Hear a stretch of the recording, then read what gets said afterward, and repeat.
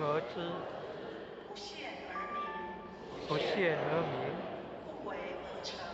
不为而成。好，那接下来，好，画面我先到这边。各位浅显看到这个画面的感想是什么？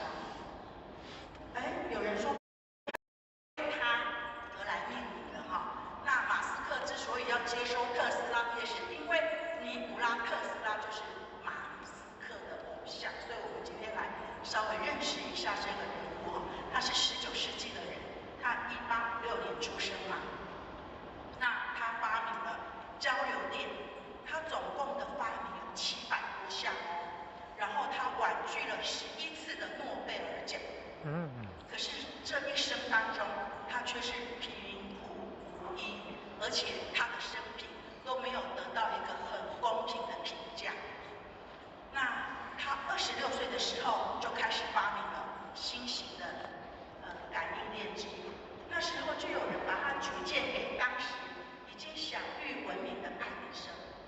那爱迪生呢就跟他讲，他说因为爱迪生的直流电当时有很多的缺点，不仅供电效能低，而且价格又很昂贵，所以他就跟特斯拉讲说，假如说你能够改善我这一个直流电的缺点，那我就给你5万美金作为报酬。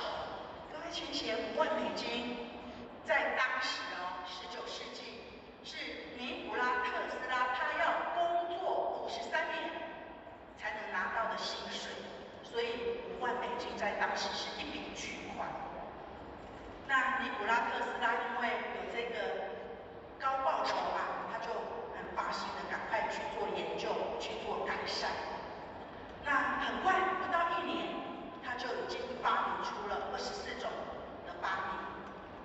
当他要跟爱迪生拿这个5万美金的时候呢，爱迪生跟他讲说，这叫美式幽默。各位浅显，这句话的意思是什么？要赖掉了，对不对？美式幽默就是说我是随便讲讲的，你不要当真。那尼古拉特斯拉这个时候呢，才看清楚了爱迪生他的为人，然后，所以呢，他就离开了爱迪生，